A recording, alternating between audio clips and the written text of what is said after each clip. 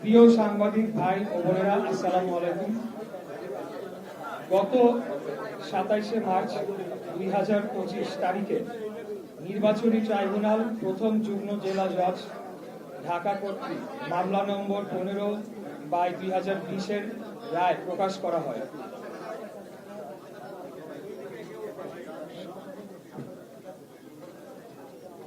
এই রায়ের মাধ্যমে 2020 সালের 1 ফেব্রুয়ারিতে অনুষ্ঠিত ঢাকা দক্ষিণ সিটি কর্পোরেশন নির্বাচনে গায়ের জোরে বেআইনিভাবে প্রকাশিত বানোয়াট ফলাফল ও গ্যাজেট বাতিল করে পলাতক ফজলে নূর তাপসকে অবৈধ ঘোষণা করা হয় এবং ধানের শীষ মার্কা নিয়ে প্রতিদ্বন্দ্বিতা করা ইশরাক হোসেনকে অর্থাৎ আমাকে বিজয়ী ঘোষণা করা হয়। এই রায়ের পরিপ্রেক্ষিতে 27শে এপ্রিল 2025 সালে নির্বাচন কমিশন ইসি গ্যাজেট নম্বর ইশরাককে মেয়র হিসেবে আনুষ্ঠানিকভাবে স্বীকৃতি দেয়। পরবর্তীতে গ্যাজেট ও রায় চ্যালেঞ্জ করে রিট দায়ের করা হয়। আমি এখানে ওই গ্যাজেটের যে রিট দায়ের করা হয়েছিল সেই সংক্রান্ত কয়েকটি তথ্য আপনাদেরকে পড়ে শোনাচ্ছি। 14 মে 2025 গ্যাজেট স্থগিত চেয়ে হাইকোর্টে রিট দায়ের। 22 মে 2025 হাইকোর্ট রিট খারিজ করে গ্যাজেট ও ট্রাইব্যুনালের রায় বহাল রাখে। 26 মে 2025 আপিল বিভাগ চেম্বার জজ লিভ টু আপিল ও স্থগিত আবেদন দাখিল করা হয়। 29 এবং 30 মে 2025 আপিল বিভাগ শুনানি শেষে কোনো স্থগিতাদেশ না দিয়ে ইসিকে শপথ অনুষ্ঠান আয়োজনের নির্দেশ দেয়। 2 জুন 2025 পূর্ণাঙ্গ আদেশে পুনরায় নিশ্চিত করা হয় যে কোনো ইনজাংশন নেই, শপথ আয়োজনের দায়িত্ব ইসি। বর্তমান আইনগত অবস্থা সম্পর্কে আপনাদেরকে একটু অবহিত করতে চাই। দলিল অথবা আদেশ। ট্রাইব্যুনাল রায় 27শে মার্চ 2025 ইশরাক হোসেন বৈধ মেয়র। ইসি গ্যাজেট 27শে এপ্রিল 2025 ট্রাইব্যুনাল রায় বাস্তবায়ন এখনো কার্যকর। হাইকোর্ট আদেশ 22 মে 2025 গ্যাজেট চ্যালেঞ্জ খারিজ, গ্যাজেট বহাল। আপিল বিভাগ আদেশ 2 জুন 2025 কোনো স্থগিতাদেশ নেই, শপথ আয়োজনের নির্দেশ বহাল। এই অবস্থায় সরকার এটিকে কোনো সমাধান না করার মধ্য দিয়ে একাধিক আইন ও সংবিধান লঙ্ঘন করেছে। এই পার্টটুকু আমি আর পড়লাম না, এটি আপনারা পরে ভর্তিতে আপনারা দেখে নিতে পারেন। তবে এখানে সিটি কর্পোরেশন আইন 2009, সংবিধানের অনুচ্ছেদ 27, সংবিধানের অনুচ্ছেদ 31, সংবিধানের অনুচ্ছেদ 59-1, আদালত অবমাননা নীতি এবং দণ্ডবিধি ধারা 166/167 এই ধারাগুলো ভঙ্গ করা হয়। সারসংক্ষেপ: গ্যাজেট বৈধ ও কার্যকর। এটি বাতিল, রহিত বা আদালত কর্তৃক রহিত করা হয়নি। এখন একটা প্রশ্ন মাঝে মধ্যেই আসে বা অনেকেই করে বা অনেক জায়গায় আলাপ আলোচনা হয়। তাপস 2 জুন 2020 প্রথম বোর্ড সভা করায় 5 বছরের মেয়াদ 1 জুন 2025 শেষ। এতে কি 2025 সালের গ্যাজেট মেয়াদ উত্তীর্ণ বা আইনের ভাষায় ইনফ্র্যাকচুয়াস হয়? সংক্ষিপ্ত উত্তর হচ্ছে না। একটি গ্যাজেট শুধুমাত্র তখনই অকার্যকর হয় যখন সরকার তা প্রত্যাহার, প্রতিস্থাপন বা আদালত তা রদ করে। এগুলো কিছুই ঘটেনি। ইনফ্র্যাকচুয়াস ঘোষণা আদালতের নির্দেশ। যেহেতু প্রতিকার হিসেবে প্রতীকী শপথ, ক্ষতিপূরণ এবং ঘোষণা এখনো পাওয়া সম্ভব এবং বিষয়টি মুট, যেটি আদালতের ভাষায় হয়নি। ঢাকা দক্ষিণের সর্বস্তরের জনগণের যৌক্তিক আন্দোলন। আইনি বাধ্যবাধকতা পালনে স্থানীয় সরকার মন্ত্রণালয়ের গড়িমসি, হীন উদ্দেশ্য চক্রান্ত করে আইনি জটিলতা সৃষ্টি করা ও সর্বোপরি বাংলাদেশ এর সর্বোচ্চ আদালতের নির্দেশ অমান্য করার প্রতিবাদে ঢাকা দক্ষিণের ভোটাররা গত মে মাসের মাঝামাঝি থেকে রাজপথে নেমে আসে এবং প্রায় 1.5 মাস আন্দোলন চালিয়ে যায়। এই আন্দোলন চলাকালীন সময়ে এক পর্যায়ে বৈধ মেয়রের দায়িত্ব গ্রহণ না করার ফলে ঢাকা দক্ষিণ সিটির সর্বস্তরের কর্মকর্তা কর্মচারী ও শ্রমিক কর্মচারী ইউনিয়ন এবং অন্যান্য ইউনিয়ন কর্মবিরতিতে যায়। সর্বশেষ পরিস্থিতি, জনগণের যে সকল অত্যন্ত গুরুত্বপূর্ণ সেবা বিঘ্নিত হচ্ছিল সেগুলো সচল করার জন্য আমার অনুরোধে সোমবার 23 জুন 2025 তারিখে নগর ভবন কর্মবিরতি তুলে নেওয়া হয়েছে। এটার সাথে আন্দোলনের দাবি অথবা সরকারের কোনো চাপ ভীতির বিন্দুমাত্র কোনো বিষয় নেই, বরঞ্চ অন্তর্বর্তীকালীন সরকার জনগণের সকল আশা আকাঙ্ক্ষা, ন্যায্য দাবি এবং আইন আদালতকে পরোয়া না করে দিনের পর দিন জনদুর্ভোগ সৃষ্টি করে রাখে। এই দুর্ভোগ নিরসনে জনস্বার্থের কথা চিন্তা করে আমরা সবাইকে নিয়ে সকল জরুরি সেবা চালু রাখি। কোরবানি ঈদের পর নগর ভবনের ঊর্ধ্বতন কর্মকর্তারা দৈনন্দিন সকল সেবার কার্যক্রম চালুর উদ্যোগ নিলে স্থানীয় সরকার উপদেষ্টা ও সচিব আঞ্চলিক কর্মকর্তাদের নির্দেশ দিয়ে জন্ম, মৃত্যু, নাগরিক ও ওয়ারিশ সনদ দিতে বারণ করে। জানা যায়, জনগণকে সুবিধা বঞ্চিত করে এর দায় আন্দোলনকারীদের উপর চাপিয়ে দেওয়ার কুচক্রান্ত বাস্তবায়ন করতে চেয়েছিলেন তারা। সেই চক্রান্ত রুখে দিতে কর্মবিরতি তুলে নগর ভবন উন্মুক্ত ও আঞ্চলিক কার্যালয় সচল করা হয়েছে।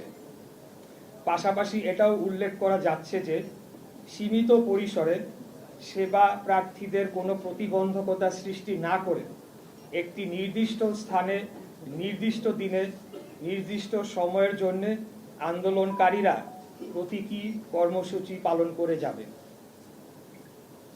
এবার আমি আসতে চাচ্ছি, সম্প্রতি স্থানীয় সরকার উপদেষ্টা আসিফ মাহমুদের একটি সাক্ষাৎকার একটি বেসরকারি টিভি চ্যানেলে বহুল প্রচারিত হয়েছে এবং সেখানে বেশ কয়েকটি কথা বলা হয়েছে। সেই বিষয়ে আমি কিছু তার প্রতি উত্তর দিতে চাই। একটি বেসরকারি চ্যানেলে সাক্ষাৎকার দিয়ে স্থানীয় সরকার উপদেষ্টা আসিফ মাহমুদ অত্যন্ত আপত্তিকর কিছু কথা বলেছেন। ডিজাইন, এলিগেন্স, বিউটি, সেরা পণ্য সবার জন্য জেভিকো। আসিফ বলেছে, বিএনপির এক নেতার ইন্ধনে ইশরাকের আন্দোলন হয়েছে। এই বক্তব্যের মধ্য দিয়ে হাজার হাজার ঢাকার ভোটারদের চরম অপমান করা হয়েছে। ঝড়, বৃষ্টি, তীব্র রোদ উপেক্ষা করে দিনের পর দিন শারীরিক ও মানসিক পরিশ্রম করে আন্দোলন করা ঢাকার এই জনগোষ্ঠীকে এই একটি বাক্য উচ্চারণের মধ্য দিয়ে নাগরিক থেকে পশুর মর্যাদায় নিয়ে যাওয়া হয়েছে। এটার জন্য তাকে অবশ্যই নাগরিকদের কাছে ক্ষমা চাইতে হবে। দ্বিতীয়, আসিফ আরেকটা কথা বলেছে, ইশরাককে মিসগাইড করা হয়েছে। এই বক্তব্যের মধ্য দিয়ে তিনি ঔদ্ধত্যপূর্ণ আচরণ করেছেন। তিনি অন্যদের চেয়ে নিজেকে শ্রেষ্ঠ এবং আমাকে ব্যক্তিগতভাবে চরমভাবে হেয় করেছেন। আমাদের ঢাকা নগরবাসীর স্বতঃস্ফূর্ত এই আন্দোলনকে এইভাবে অপমান করার বিরুদ্ধে তীব্র নিন্দা ও প্রতিবাদ জানাচ্ছি। ঢাকার অধিবাসীদের প্রতি চরম অবমাননাকর এই বক্তব্যের জন্য তাকে ক্ষমা চাওয়ার দাবি জানাচ্ছি। আসিফ আরো বলেন, আমাকে তার নির্বাচনী এলাকা কুমিল্লার একটি উপজেলার জনৈক বিএনপি নেতা, আমি নাম উল্লেখ করছি না, প্ররোচনা দিয়েছেন। এই আন্দোলনে অর্থ ও লজিস্টিক্স দিয়েছেন এবং তার কাছে নাকি প্রমাণ রয়েছে।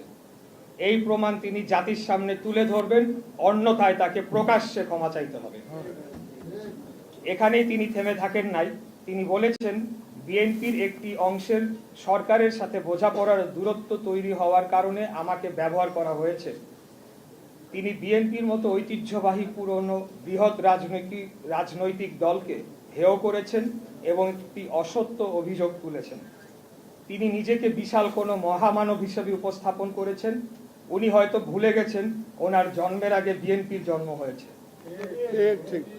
আসিফ এটাও বলেছে, আমার পক্ষ থেকে যারা নেগোশিয়েট করতে এসেছেন তারা সোললি আমার পক্ষে নেগোশিয়েট করেন নাই, আমার অর্থাৎ আমি। আমার বিষয়টি সম্পূর্ণ আইনি, এখানে নেগোশিয়েট করার কোনো সুযোগ নেই। আদালত স্পষ্ট করে রায়ের মাধ্যমে কি করতে হবে তা বলে দিয়েছে। তাহলে নেগোশিয়েট কারা করেছে তা আমাকে জানাতে হবে, কারণ একমাত্র আমাদের দলীয় প্রধানের বাইরে অন্য কোনো ব্যক্তিকে আদালতের রায় কার্যকর সংক্রান্ত যোগাযোগ ছাড়া অন্য কোনো কথা বলার সম্মতি আমি দেই নাই। আশা করি এই লাইনটি বুঝতে পেরেছেন আপনারা। তার এই অস্পষ্ট কথাবার্তায় প্রতীয়মান হয় তিনি হয় মিথ্যা বলছেন, না হয় তার বুদ্ধিমত্তা স্থানীয় সরকার মন্ত্রণালয় চালানোর জন্য সম্পূর্ণ অযোগ্য।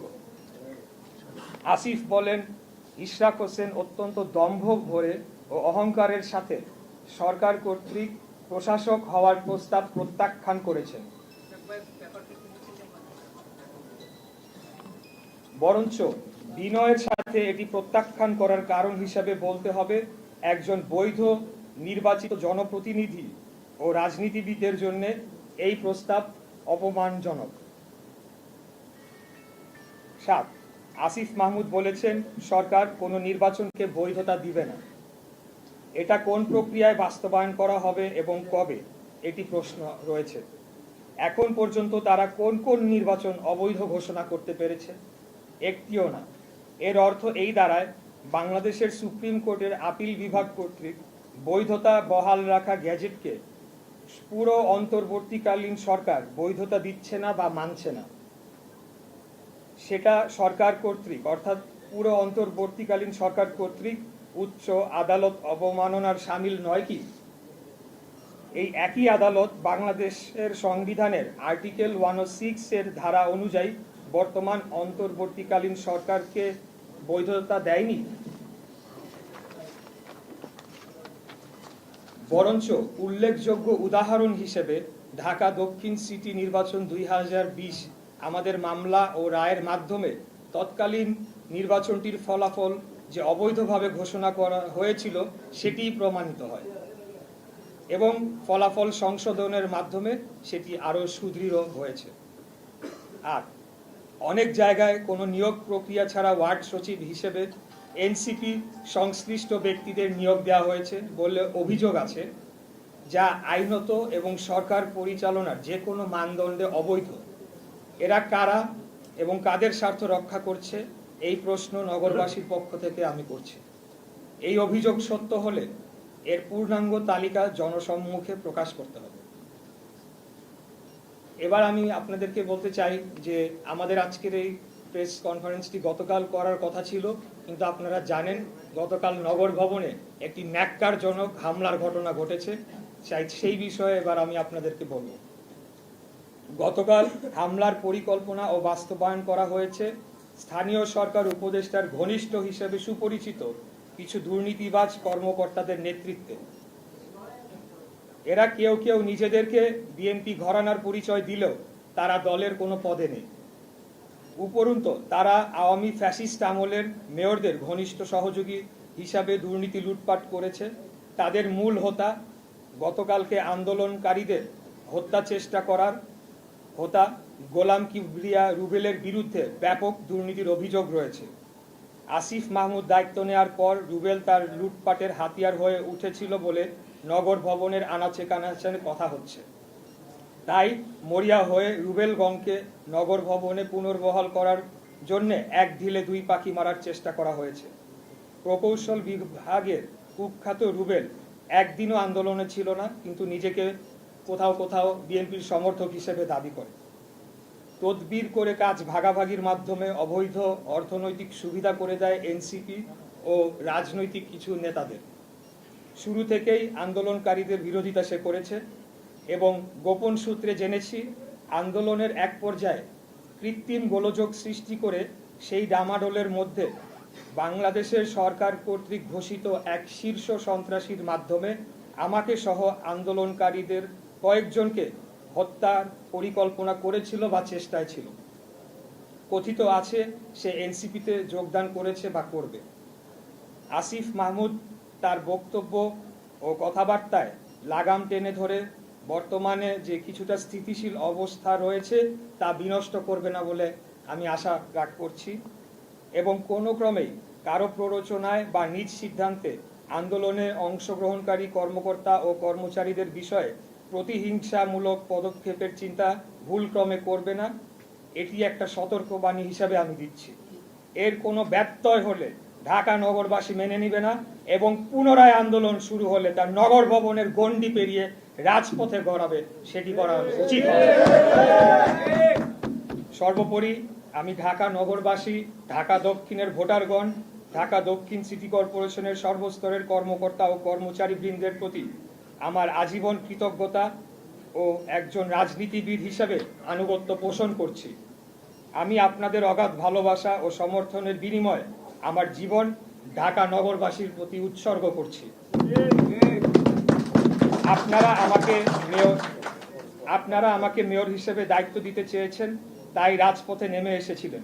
তবে আমি খুব স্পষ্ট ভাষায় বলতে চাই, একদম শুরু থেকেই এই অন্তর্বর্তীকালীন সরকারের অধীনে মেয়র পদে বসে নগর পরিচালনা করার পরিকল্পনা আমার ছিল না। আমাদের শীর্ষ নেতৃত্বের পরামর্শক্রমে অবৈধ তাপসের বিরুদ্ধে পাওয়া রায়টি একটি স্থায়ী দলিল হিসেবে প্রতিষ্ঠার জন্য আইনের শাসনের চূড়ান্ত বিজয়ের একটি প্রমাণ হিসেবে রাখার জন্য সিদ্ধান্ত নেওয়া হয়। সেই প্রক্রিয়ার সর্বশেষ ধাপ এই শপথ গ্রহণ অনুষ্ঠান, যা কেবলই একটি আনুষ্ঠানিকতার মধ্যেই সীমাবদ্ধ থাকবে এবং এই প্রক্রিয়া পদে পদে বাধাগ্রস্ত করতে গিয়ে শেষ বেলায় গিয়ে অন্তর্বর্তীকালীন সরকার যে দল নিরপেক্ষ নয়, আমাদের সেই বয়ানটি চূড়ান্তভাবে প্রমাণিত হয়েছে। পরাজয় ঘটেছে এই সরকারের নিরপেক্ষতার পর্দার পেছনে ঘাপটি মেরে লুকিয়ে থাকা অগণতান্ত্রিক শক্তির। ভেস্তে গিয়েছে জনগণকে ধোঁকা দিয়ে বিনা ভোটে রাষ্ট্র ক্ষমতা দীর্ঘায়িত করার কোনো সম্ভাব্য দেশি বিদেশি চক্রান্ত। আর বিজয় হয়েছে গণতন্ত্র প্রতিষ্ঠা ও বাংলাদেশের স্বাধীনতা সার্বভৌমত্বের অতন্ত্র প্রহরী জনগণের। এই জনগণ এখন কাউকে অন্ধবিশ্বাস করার পরিবর্তে সর্বদা সজাগ থাকবে। আমরা এই জনগণকে সুসংগঠিত করে ফ্যাসিবাদ পরবর্তী বাংলাদেশের গণতান্ত্রিক উত্তরণের যাত্রাকে অবশ্যই সফল করব ইনশাআল্লাহ।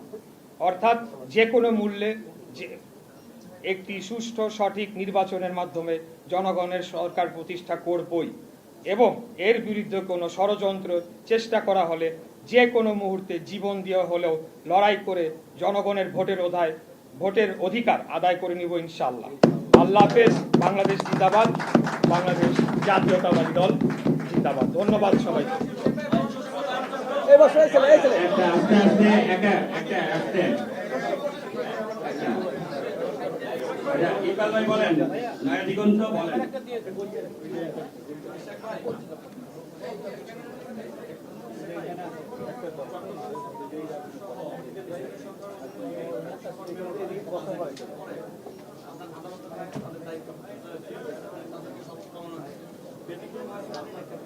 এই ক্ষেত্রে আপনি কি মনে করেন এখন যে সময়সীমার কথা বলা হচ্ছে যে এই সময়সীমার কারণে এখন মেয়াদ উত্তীর্ণ যাচ্ছে না, আইন পর্যন্ত নাই, যখন সময় ছিল তখন কথা হবে না, আপনি কি মনে করেন যে কোনো ব্যক্তিগত অথবা কোনো এজেন্ডা বাস্তবায়নের জন্য শুধুমাত্র আপনার এই মনে করেন?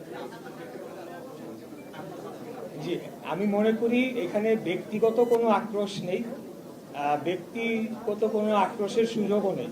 এখানে বর্তমান উপদেষ্টা পরিষদ সর্বসম্মতিভাবে তারা সিদ্ধান্ত নিয়েছে, আদালতের রায় যাই হোক, আইন আদালত যাই বলুক, তারা ইশরাক হোসেনকে ঢাকা দক্ষিণ সিটি কর্পোরেশনের দায়িত্ব নিতে দেবে না।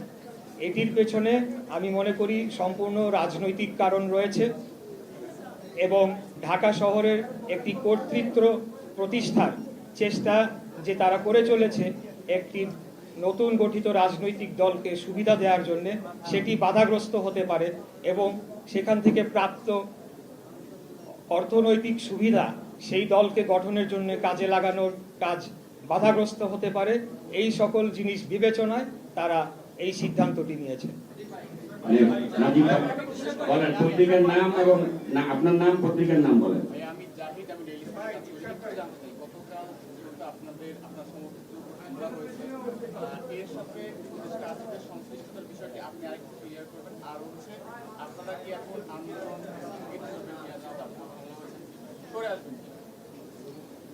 প্রথম যে বিষয়টি জিজ্ঞেস করেছেন তা আমি সুস্পষ্টভাবে আমার এই লিখিত বক্তব্যের মধ্যে বলেছি। তার সংশ্লিষ্টতা আছে কিনা সেটি আমি বলবো যে আইন শৃঙ্খলা রক্ষাকারী বাহিনী এই বিষয়ে একটি মামলা হবে। এই মামলার তদন্ত সাপেক্ষে তারাই চূড়ান্তভাবে বলতে পারবে, কারণ প্রমাণাদি ছাড়া আসলে কারোকে আমরা অভিযুক্ত করতে পারি না বা ব্লেম দিতে পারি না প্রমাণ ছাড়া। আমি কেবলমাত্র এটাই বলেছি যেটা বাস্তবে চিত্র এবং সত্য, সেটি হচ্ছে যার নেতৃত্বে এই হামলাটি হয়েছে সে এই উপদেষ্টার অত্যন্ত ঘনিষ্ঠ মানুষ ছিল, ঘনিষ্ঠভাবে কাজ করেছে, কিন্তু এই ব্যক্তি তো আরো অনেকেরই ঘনিষ্ঠভাবে কাজ করেছে। অতএব এটা আইন শৃঙ্খলা রক্ষাকারী বাহিনীকেই তদন্ত করে চূড়ান্ত সিদ্ধান্ত দিতে হবে। দাঁড়ান একটু একে একটা বলেন, আপনি বলেন। গতকালকের হামলার ঘটনায় যারা ছিল তারা হচ্ছে উপদেষ্টার ঘনিষ্ঠ বা হচ্ছে যে আওয়ামী দোষর। তো শ্রমিক ইউনিয়নের সাধারণ সম্পাদক যে আরিফুজ্জামান চৌধুরী প্রিন্স, হ্যাঁ, ওনাকে আমরা আপনার আন্দোলনে শুরু করতে সক্রিয় থেকে দেখছি। উনি জাতীয়তাবাদী আদর্শ বলেছে, নিজেকে প্রচার করেন। হ্যাঁ, বরং হ্যাঁ, এখন আপনি তাদেরকে বলতেছেন যে সে আওয়ামী দোষর বা উপদেষ্টার ঘনিষ্ঠ, কিন্তু আপনার সাথে যারা আছে আরিফ চৌধুরী বা হচ্ছে যে ইউনিয়নের নেতা লক্ষ্মীপুর যারা আছেন তারাও মেয়র তাপসের ঘনিষ্ঠ ছিল, তদন্তীয় নিয়েছে। যে আজকে প্রেস কনফারেন্সে আপনার পাশে বসে আছে যে একজন কাউন্সিলর বাদল সরকার, যিনি মেয়র তাপসের সেরা কাউন্সিলর হিসেবে মনোনীত হয়েছে। এখন হচ্ছে যে আপনার দৃষ্টিতে আওয়ামী দোষর কারা, এটা যে ক্লিয়ার। এই বিষয়ে ইতিমধ্যেই গতকালকে আমরা স্পষ্ট করে বলেছি, বাংলাদেশ জাতীয়তাবাদী শ্রমিক দলের একমাত্র রেজিস্টার্ড নগর ভবনের একমাত্র শ্রমিক কর্মচারী ইউনিয়ন যেটি রয়েছে সেটি আরিফ চৌধুরী এবং বাবু তাদের নেতৃত্বে রয়েছে। এর বাইরে কেউ যদি দাবি করে থাকে তারা শ্রমিক দলের বা বিএনপির সমর্থক, তাহলে সেটা তাদের কর্মকাণ্ডের মধ্য দিয়েই প্রমাণ হবে আগামীতে যে তারা কি জাতীয়তাবাদী দলের সমর্থক কি না। তারা যদি এই বর্তমান উপদেষ্টার কথায় প্ররোচনায় এসে আমাদের উপরে হামলা করে এবং আমাদের এই আন্দোলনে যারা সবচেয়ে পরিচিত মুখ হিসেবে যাদেরকে আমরা প্রতিদিন দেখেছি তাদেরকে নির্মমভাবে আঘাত করে এবং একজন তাকে ছুরি দিয়ে স্ট্যাব করা হয়, তার লাংসে একটা ফুটা হয়েছে, আমরা জানি না তার কি হবে, এবং আরো কয়েকজনের খুবই অত্যন্ত খারাপ অবস্থা রয়েছে। তো তাই আমি বলবো যে তাদের যে কর্মকাণ্ড সেটি বলে দেয় তারা দোসরের আচরণ করছে নাকি আমাদের সমর্থকের ভূমিকা পালন করছে। ধন্যবাদ।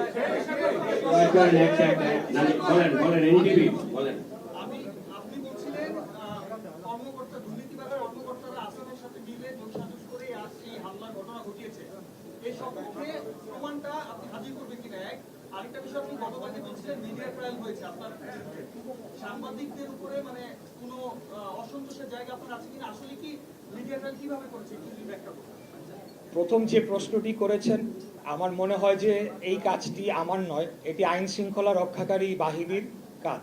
আমি তথ্য যেটুকু পেয়েছি এবং বিভিন্ন মাধ্যমে বিভিন্ন সূত্রে আমরা যেগুলো তথ্য পাই এবং যে সকল কর্মকাণ্ড বিগত 7-8 মাসে হয়েছে সেটির উপর ভিত্তি করে এবং বিভিন্ন ব্যক্তিবর্গের সাথে কথা বলে আমি এই বিষয়টি নিশ্চিত হতে পেরেছি। এর সপক্ষে প্রমাণাদি জোগাড় করে সেটিকে আদালতে প্রমাণ করার দায়িত্ব আমার নয়, এটি আইন শৃঙ্খলা রক্ষাকারী বাহিনীর। দ্বিতীয় কি জানি বলছেন ভাই? মিডিয়া ট্রায়ালের বিষয়টি হচ্ছে যে এটা আজকে থেকে নয়, আপনারা জানেন যে আরো জানুয়ারি মাস থেকেই এই ধরনের একটি মানে তৎপরতা শুরু হয় এবং তখন এটা প্রেডিক্ট করা হয়েছিল। শুরু হওয়ার প্রায় 2 সপ্তাহ আগেই আমাদের কয়েকজন যারা এই সংক্রান্ত বিষয়ে কাজ করেন তারা প্রেডিক্ট করেছিলেন যে মিডিয়া ট্রায়াল শুরু হতে যাচ্ছে। পরবর্তীতে আমরা দেখলাম যে সেটিই হয়েছে। এখানে লক্ষ্য করতে হবে যে বিগত দিনে মিডিয়ার ভূমিকা এবং মিডিয়ার মালিকরা কারা ছিলেন, কারা মিডিয়ার মালিকানা পেয়েছেন, খুনি হাসিনার আমলে কাদেরকে মিডিয়ার মালিকানা দেওয়া হয়েছে, তারা কি ভূমিকা পালন করেছে, তাদের বক্তব্য শেষ দিন পর্যন্ত কি ছিল, এমনকি 3 তারিখেও তারা কি ধরনের বক্তব্য দিয়েছে। অতএব মিডিয়া ট্রায়ালের মুখোমুখি যে আমরা হচ্ছি এটা অস্বাভাবিক কোনো ঘটনা নয়, কারণ সব জায়গাতেই কিন্তু তারা রয়ে গিয়েছে, তাদেরকে কিন্তু এখনো সেইভাবে শুদ্ধি অভিযান বা যেটি বলেন আপনি, যার মাধ্যমে এরকম সাংবাদিকতা, যেটিকে হলুদ সাংবাদিকতা বলা যায় বা একপাক্ষিক সাংবাদিকতা, সেটি কিন্তু নিরসন করা যায় না, তারা রয়ে গিয়েছে। বিশেষ করে যারা অনলাইন প্ল্যাটফর্ম, ডিজিটাল প্ল্যাটফর্মে কাজ করেন, মানে যে আমাদের মেইন স্ট্রিম যে মিডিয়া, গণমাধ্যম, সেগুলার যে অনলাইন প্ল্যাটফর্ম, সেখানে কিন্তু এখনো আমরা জানতে পাই যে বিগত দিনে যারা ছিলেন তারাই রয়ে গিয়েছেন। এবং যেহেতু সোশ্যাল মিডিয়া এখন একটি বড় মাধ্যম, সেখানে ফটো কার্ডের মাধ্যমে বিভিন্ন বিভ্রান্তিমূলক তথ্য ছড়িয়ে আমাদেরকে, বিএনপিকে মিডিয়া ট্রায়ালের মুখোমুখি করা হচ্ছে। এমন ঘটনা আমি অনেক দেখেছি।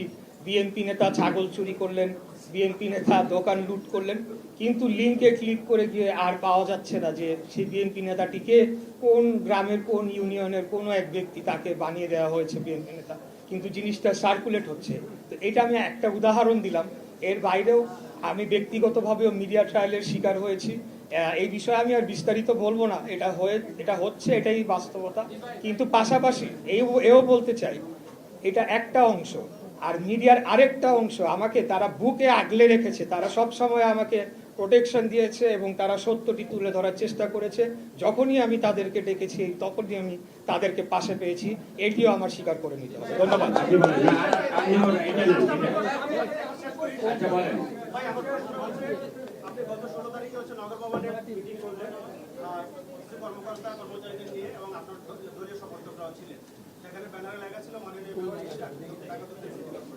আজকে আপনার ব্যানারে পিছনে মাননীয় মেয়র লেখাটা নেই, তার মানে কি ওই দাবি থেকে আপনি ওই অবস্থান থেকে সরে আসছেন? আমি দ্বিতীয় প্রশ্ন হচ্ছে, একটা করেন ভাই, একটা করেন। গোলাম কিবরিয়া যার অভিযোগটা করছেন আপনি একটা প্রশ্ন করলে ভালো হবে, কারণ অনেকেই আছেন, তাহলে এটা মনে হবে যে টেররিজম হচ্ছে। অভিযোগটা হচ্ছে যে তার নেতৃত্বে গতকাল হামলা হয়েছে। তো গোলাম কিবরিয়ার আমরা যেটা জানি যে আপনি বলেছেন আপনার বক্তব্যে সে হচ্ছে তাপসের বা সুরের দূষর ছিলেন, কিন্তু আমরা এটাও জানি যে সে আপনার বাবা যখন নগর ভবনে মেয়র ছিলেন তার সাথে সে কাজ করেছে, বৃহত্তর সূত্রাপুর থানায় সে কাজ করেছে, মহানগরের বিএনপির বিভিন্ন নেতৃত্বে সে ছিলেন।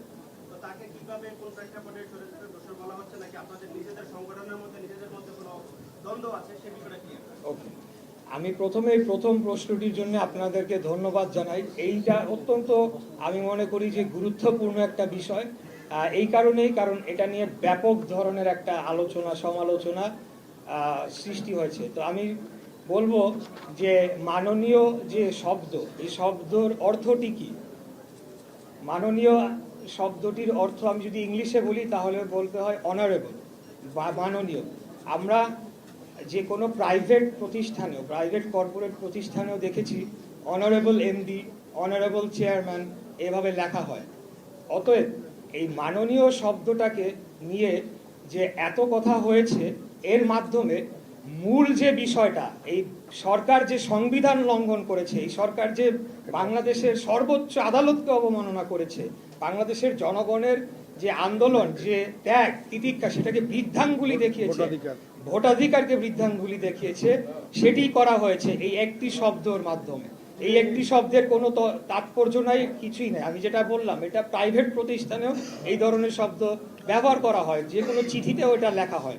অতএব আমি জানি না যে, আমি জানি কেন, জাস্ট মূল বিষয়টাকে আড়াল করার জন্যে সোশ্যাল মিডিয়া এবং 2-3 দিন আমি মেইন স্ট্রিম টিভি চ্যানেলগুলোর মধ্যেও দেখেছি যে টক শোতে, এবং উপদেষ্টা নিজেও বলছে, মানে এটা এমন কি বিশাল ঘটনা ঘটে গিয়েছে আমি জানি না। এটা তো আইন লঙ্ঘন না, সরকার যে আইন লঙ্ঘন করেছে, সংবিধান লঙ্ঘন করেছে, সেটা নিয়ে আলাপ হওয়া দরকার। মূল বিষয় হতে হবে সেইটা, এইটা। আর দ্বিতীয় যে বিষয়টি বললেন, অবশ্যই আপনি যেটা বলেছেন সত্যই বলেছেন, সেটা 20 বছর আগের ইতিহাস। কিন্তু গত 3 টার্মে, গত 15 বছরে তার কর্মকাণ্ড কি ছিল, সেটির উপর ভিত্তি করে সে দোষর হতে পারে কিনা, সেই প্রশ্নটি আমি আপনাদের কাছে রাখতে চাই। কেউ 30 বছর আগে কি করেছে, 5 বছর আগে কি ভূমিকা রেখেছে, সেটা নিয়ে তো আপনি জাস্টিফাই করতে পারবেন না, তাই না? ধন্যবাদ সবাইকে। ধন্যবাদ সবাইকে, আপনাদেরকে আবারও ধন্যবাদ জানাচ্ছি।